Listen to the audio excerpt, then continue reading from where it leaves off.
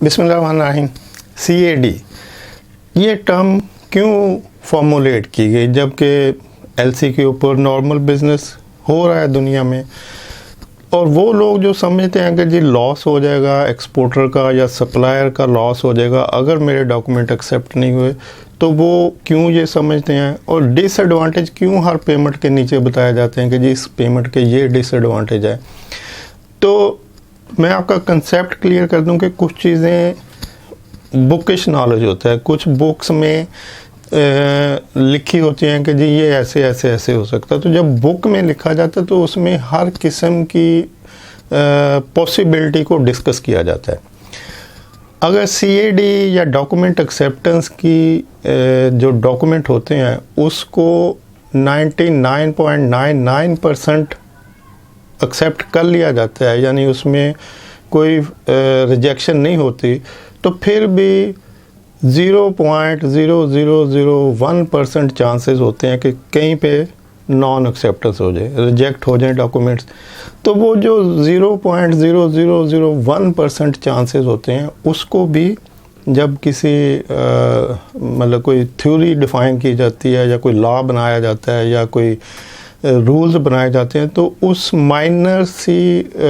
जो होती है रिजेक्शन रिलेटेड या नेगेटिव साइड उसको भी नहीं छोड़ा जाता। तो इसलिए कुछ डिसएडवांटेज लिख दिए जाते हैं कि जी ये एडवांटेज है इस टर्म ऑफ पेमेंट के और ये डिसएडवांटेज है। और डिसएडवांटेज में क्या लिखा जाएगा कि जी अगर CAD या डॉक्यूमेंट एक्सेप्टेंस की शिपमेंट होती है तो पॉसिबिलिटी है कि इंपोर्टर आपके डॉक्यूमेंट्स रिजेक्ट कर दे और आपकी शिपमेंट का लॉस हो जाए, क्योंकि आपको पेमेंट भी नहीं आई और आपने माल भी भिजवा दिया। तो अब देखते हैं कि ये पॉसिबल है, तो मैं कहूँगा कि बिल्कुल नहीं, ऐसा पॉसिबल नहीं होता, और अगर होता है तो वो 0.0001% के अंदर आएगा। CAD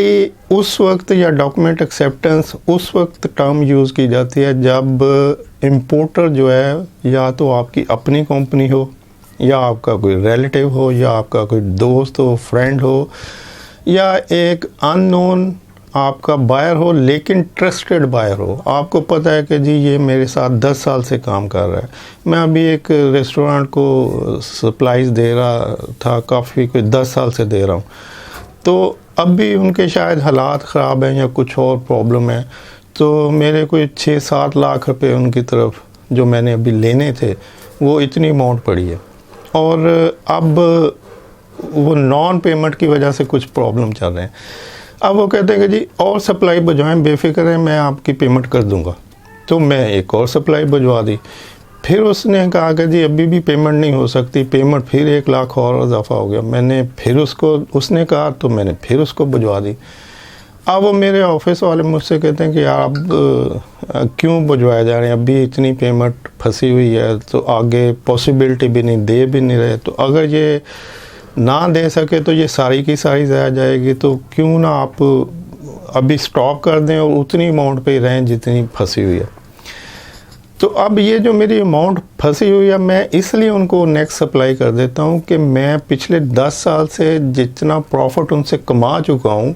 अगर वो मेरी सारी की सारी अमाउंट भी मुझे ना दें, जो कि पॉसिबल नहीं है, थोड़े डिले से दे देंगे या कुछ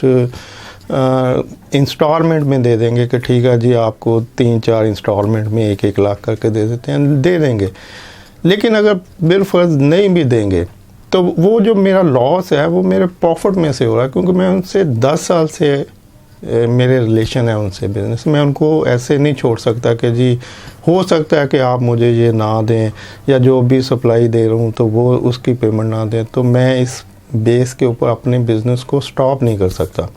और अगर वो पेमेंट नहीं हुई तो फिर वो मेरा लॉस, मेरे जो मैंने पिछले 10 साल में उससे प्रॉफिट कमाया उसमें से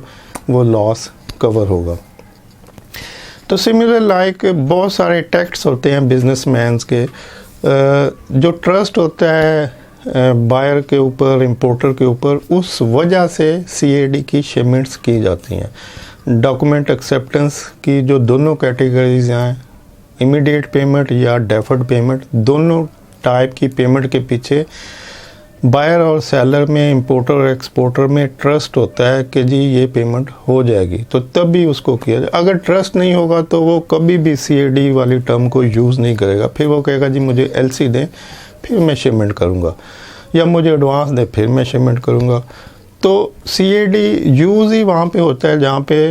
एक्सपोर्टर को 100% एश्योरेंस हो कि मेरी पेमेंट हो जाएगी, तो वो इस तरह की प्रैक्टिस करता है। तो इस कंसेप्ट को तो आप छोड़ दें कि जी लॉस हो जाएगा, तो लॉस कभी नहीं होता।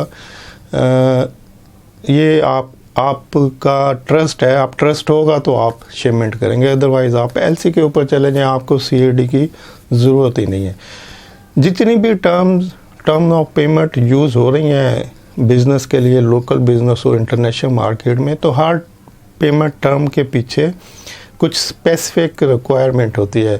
अब कुछ ऐसी शिपमेंट्स होती हैं जहाँ पे बड़े एक्सपोर्टर और इंपोर्टर LC के ऊपर भी शिपमेंट्स कर रहे होते हैं। जैसे पाकिस्तान से जो एक्सपोर्टर एक्सपोर्ट कर रहे हैं टेक्सटाइल को, लेदर को, सर्जिकल आइटम्स को, तो उनके इंपोर्टर की बड़ी LCs उनके पास पड़ी होती हैं कि जी मुझे 10 FCL ग्रे फैब्रिक भिजवा दें, मुझे 10 FCL फलां चीज़ भिजवा दें, 5 FCL ये भिजवा दें। तो ये जो उनकी बड़ी ट्रांजैक्शन चल रही होती हैं LC के थ्रू, इसी तरह इंपोर्टर कहता है कि भी मुझे इमीडिएटली 1 FCL चाहिए इस चीज़ का जो आप कर रहे हैं, तो मेरी जो रेगुलर शिपमेंट है उनमें इस आइटम की कोई LC नहीं है, तो क्या आप मुझे फ़ौरन 1 FCL शिप कर सकते हैं, या बाई एयर मुझे कुछ इतनी क्वांटिटी इस आइटम की डिस्पैच कर सकते हैं, मैं आपकी पेमेंट कर दूंगा। तो अब यहाँ पर जो एक्सपोर्टर होगा पाकिस्तान में, वो उसको इनकार नहीं कर सकता, वो कहेगा हाँ ठीक है मैं कर देता हूँ, क्योंकि उसकी ऑलरेडी LC उनके पास चल रही है जिनकी शिपमेंट कुछ हुई है, कुछ होने वाली है। उसको पता है कि भी अब वो ये इसरार करना कि नहीं आप LC खोल लें फिर मैं शिपमेंट करूँगा, तो ये लॉजिक कुछ काम नहीं करता कि जी आपके पास किसी इंपोर्टर की बड़ी LCs पड़ी हों और वो प्रोसेस में हो, और उसके साथ आपका बड़ा पीछे से रिलेशन भी हो, और वो सिर्फ एक छोटी क्वांटिटी अपनी स्पेसिफिक नीड को फुलफ़िल करने के लिए कि जी अभी अर्जेंट नीड है, तो विद इन वीक मुझे अगर ये चीज़ मिल जाए तो मैं आपकी पेमेंट जैसे ही डॉक्यूमेंट्स मिलेंगे कर दूंगा। अब यहाँ पर मसला ये है कि इंपोर्टर के पास टाइम नहीं है LC खोलने के लिए, उसका प्रोसेस करना पड़ता है, डॉक्यूमेंटेशन, बैंक आना जाना, फिर बैंक LC एडवाइजिंग बैंक को फॉरवर्ड करेगा, एडवाइजिंग बैंक आगे एक्सपोर्टर को करेगा। तो ये सारे प्रोसेस से बचने के लिए जो इंपोर्टर होगा वो जस्ट एक फ़ोन कॉल करेगा एक्सपोर्टर को कि भी मुझे इतनी क्वांटिटी इमीडिएटली आप बाई एयर शिप करें और मैं आपके डॉक्यूमेंट एक्सेप्ट कर लूँगा और पेमेंट मिल जाएगी। और बाकी जो हमारा बिज़नेस LCs के ऊपर चल रहा है उसको चलने दें, वो रूटीन में आप शिप करते रहें जो शेड्यूल आपको दिया हुआ है। तो यहाँ पर भी CAD की ट्रांजैक्शन काम करेंगी। ऐसे ही डॉक्यूमेंट एक्सेप्टेंस वाली भी शिपमेंट इसी तरह से काम करती हैं कि वो मार्केट जहाँ पे ऑलरेडी बहुत कंपटीशन हो, कि इस मार्केट में और भी लोग काम कर रहे हैं और आपका जो इंपोर्टर है वो कहता है कि जी मैंने इनको compete करना है, मेरे पास इतना फाइनेंस अवेलेबल नहीं है, या मैंने अपना फाइनेंस आपके वेयर हाउसिंग, स्टोरेज और दूसरी जो सेल फोर्स है उसके ऊपर भी मेरे अखराजात होते हैं, तो आप प्रोडक्ट मुझे भिजवाएं ताकि मैं सेल करके तो आपको विद इन 30 डेज़ 60 डेज़ आपकी पेमेंट फॉरवर्ड कर दूंगा। तो आप DA के डॉक्यूमेंट्स भिजवा दें तो मैं इनको कंसाइनमेंट ले लूँगा और आपके डॉक्यूमेंट एक्सेप्ट कर लूँगा और सेल करके आपको विद इन जो भी डेज़ इन्वॉल्व हैं उतने दिनों में आपकी पेमेंट कर दूँगा। इस सूरत में भी जब एक्सपोर्टर देखेगा कि हाँ इसकी मार्केट ऑलरेडी फ्लडेड है, वहाँ पे ये भी बैठा है, ये भी बैठा है, इसकी शिपमेंट्स भी जा रही हैं, तो इसको वाकई प्रॉब्लम है कि ये फौरी पेमेंट नहीं कर रहा, आखिर माल तो मेरा ही बिकना है ना। तो अब यहाँ पे भी अगर इंपोर्टर ट्रस्टेड है एक्सपोर्टर के लिए तो वो उसको डॉक्यूमेंट एक्सेप्टेंस यानी डेफर्ड पेमेंट वाली शिपमेंट कर देगा, क्योंकि उसको पता है कि अगर मैं इसको क्रेडिट नहीं देता तो मेरी उस मार्केट से मेरी प्रोडक्ट की सेल नहीं हो सकेगी या मेरा नाम वहाँ से ख़त्म हो जाएगा, मेरे ब्रांड का नाम ख़त्म हो जाएगा। तो ब्रांड नेम को उस मार्केट में रखने के लिए कि ये लोगों के जहन में हो कि जी हाँ इस ब्रांड की आइटम भी मार्केट में पड़ी है, तो ठीक है कुछ इस मार्केट को क्रेडिट दे देते हैं 30 डेज 60 डेज़ का, तो पेमेंट तो आ जाएगी। तो यहाँ पर भी manufacturer document DA based document भिजवा के शिपमेंट कर देगा और उसकी पेमेंट आ जाती है। तो जितनी भी मकसद है कि जितनी भी टर्म्स ऑफ पेमेंट फॉर्मुलेट होती हैं उनके पीछे कोई स्पेसिफिक पर्पस होता है कि जी इस पर्पस के ऊपर LC काम नहीं करती, या LC काम करती है तो बड़ा डिले होता है, टाइम लगता है या और प्रॉब्लम है, तो इतनी बेतबारी क्या, तो आप एक दूसरी टर्म यूज़ कर लें जो आपके लिए कन्वीनियंट है, फास्ट है, रिलायबल है, तो आप उस टर्म को यूज़ कर लेते हैं। तो आप कोई भी टर्म यूज़ करें, ट्रांजैक्शन एक ही सिस्टम है ट्रांजैक्शन का कि इंपोर्टर से इंपोर्टर का बैंक और इंपोर्टर के बैंक से एडवाइजिंग बैंक या नेगोशिएटिंग बैंक और एक्सपोर्टर, फिर एक्सपोर्टर से वापस नेगोशिएटिंग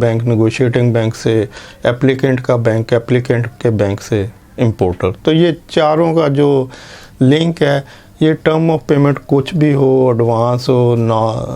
ओपन अकाउंट हो, डेफर्ड पेमेंट हो, डॉक्यूमेंट एक्सेप्टेंस की पेमेंट हो, LC की पेमेंट हो, तो रूट यही चलता है आने और जाने के लिए हर किस्म की टर्म ऑफ पेमेंट का। बाकी रह जाता है इंपोर्टर और एक्सपोर्टर का ट्रस्ट कि दोनों किस लेवल पे एक दूसरे पे रखते हैं। तो अगर उनका ट्रस्ट नहीं है तो वो LC खोल लेंगे, अगर ट्रस्ट है तो फिर वो डॉक्यूमेंट एक्सेप्टेंस CAD के ऊपर चले जाएंगे। और अगर ट्रस्ट दोनों का नहीं है और वो LC भी नहीं खोलना चाहते, इमीडिएट कुछ चाहिए, तो फिर वो एडवांस पेमेंट के ऊपर चले जाएंगे। और आपको पहले भी बताया था कि एडवांस पेमेंट उस वक्त होगी जब मार्केट में किसी चीज़ की शॉर्टेज होती है और बायर जो है, इंपोर्टर जो है, वो चाहता है कि मुझे हर हाल में मैं इस आइटम की इतनी क्वांटिटी सिक्योर कर लूँ ताकि मेरा काम चलता रहे। फॉर एग्जांपल कोविड के टाइम के ऊपर हैंड सैनिटाइज़र ख़त्म हो चुका था, मास्क ख़त्म हो चुके थे और जो डिसइंफेक्टेंट टाइप की चीज़ें थी जो लोगों को ज़िंदा रहने के लिए बहुत ज़रूरी थी और वो उनको किसी कीमत पे कितनी भी क्वांटिटी ख़रीदना चाहते थे कि जी थोड़ा सा मिल जाए और महंगा मिल जाए, हम इसको ख़रीद लेते हैं। तो जब इस तरह की सिचुएशन होगी तो जो फेस मास्क होगा, हैंड सैनिटाइज़र होंगे, डिसइंफेक्टेंट होंगे, सरफेस सैनिटाइज़र होंगे और इस तरह की जो चीज़ें जो मेडिकल रिलेटेड हैं वो सारी जो होंगी, उनकी रेट तो बढ़ेंगे, लेकिन लोग एडवांस पेमेंट लेके मैन्युफैक्चरर के पास बैठे होंगे कि जी ये लें पेमेंट, और जैसे ही मेरा नंबर आएगा आप मेरी क्वांटिटी नोट कर लें, आप मुझे भिजवा दें। तो यहाँ पे एडवांस पेमेंट कंपलसरी हो जाती है। आपको हर हाल में एडवांस ही करना पड़ेगा, ना LC काम आएगी, ना CAD बेस पे डॉक्यूमेंट काम आएंगे। एक्सपोर्टर कहेगा कि भाई सिचुएशन आप समझ रहे हैं मार्केट की, एडवांस देंगे तो मैं आपके लिए कुछ सिक्योर कर सकता हूँ क्वांटिटी, अदरवाइज़ मेरे पास और कस्टमर है। तो इट मीन्स कि सिचुएशन ऐसी है कि आपको एडवांस देना पड़ेगा। दूसरी टर्म्स है CAD और डॉक्यूमेंट एक्सेप्टेंस की टर्म। तो ये उस वक्त होगी जब मार्केट में बहुत कंपटीशन होगा और लोग, हर बंदा ही अपनी प्रोडक्ट मार्केट में फेंक रहा है। आप दुबई के किसी हाइपर मॉल में चले जाएं, वहाँ पे लातदार ब्रांड दुनिया के पड़े हैं। तो जब हर ब्रांड पड़ा है एक ही स्टोर के अंदर और वहाँ पे कंपटीशन है, तो अब वहाँ पे अगर वो हाइपर मॉल से कहें कि भाई आप हमें एडवांस पेमेंट करेंगे तो हम अपना ब्रांड देंगे, तो वो हाइपर मॉल छुट्टी करा देगा उस एक्सपोर्ट सप्लायर की कि चल दौड़ जा भाई, मेरे पास तो पहले 50 ब्रांड पड़े हैं, मुझे क्या ज़रूरत है कि मैं तुम्हें एडवांस पेमेंट ख़रीद के पे करके ख़रीदूँ इसको। तो ऐसी सूरत में वहाँ पे डॉक्यूमेंट एक्सेप्टेंस वाली CAD वाली टर्म आएगी कि सर ठीक है, हम आपको माफ़ी मांगते हैं और हम आपको चीज़ें भिजवा देते हैं, आप जब बिक जाएगा सेल तो हमें पेमेंट कर दीजिएगा, जब आपके पास डॉक्यूमेंट्स आएंगे तो हम आपको माल भिजवा देते हैं, उस वक्त पेमेंट। तो कंपटीशन जिस मार्केट में होगा वहाँ पे एक्सपोर्टर मजबूर होगा अपनी चीज़ भिजवाने के लिए। अगर वो नहीं भिजवाएगा तो अपना बिज़नेस बंद कर लेगा। तो वो कहेगा भाई आप उधार ले लो, CAD पे ले लो, DA बेसिस पे ले लो, लेकिन आप मेरी प्रोडक्ट को लेते रहो, मैं आपको भिजवा देता हूँ। और अगर मार्केट में किसी चीज़ की कमी है तो फिर एक्सपोर्टर कहेगा कि जी दौड़ जाओ या एडवांस पेमेंट करो, जब मैं नहीं देता। तो इसलिए दोनों किस्म की टर्म्स या ऑल टाइप ऑफ टर्म, जो भी टर्म्स ऑफ पेमेंट है, हर टर्म्स ऑफ पेमेंट के पीछे एक स्पेसिफिक रिक्वायरमेंट है। उस रिक्वायरमेंट में वही टर्म ऑफ पेमेंट यूज़ होती है जो उसके लिए फॉर्मुलेट की गई है। तो अगर आप कैश पे जाते हैं, CAD पे जाते हैं, ओपन अकाउंट पे जाते हैं, कंसाइनमेंट अकाउंट के ऊपर जाते हैं, LC के ऊपर जाते हैं, LC साइट के ऊपर जाते हैं, LC जो ट्रांसफरेबल है, बैक टू बैक है, रेवोकेबल है, इरेवोकेबल है, कंफर्म्ड है, नॉन कंफर्म्ड है, तो हर एक टर्म ऑफ के पेमेंट के पीछे एक सेपरेट स्टोरी है और उसके लिए उसको फॉर्मुलेट किया गया। तो अब ये आपकी कन्वीनियंट है कि आप जो ट्रांजैक्शन कर रहे हैं इंपोर्ट एक्सपोर्ट में, जो करना चाहते हैं, उसके लिए कौन सी टर्म ऑफ पेमेंट आपके लिए फिट बैठती है, तो उसके ऊपर आप अपने बिज़नेस को कंटिन्यू रख सकते हैं। थैंक यू, अल्लाह हाफिज़।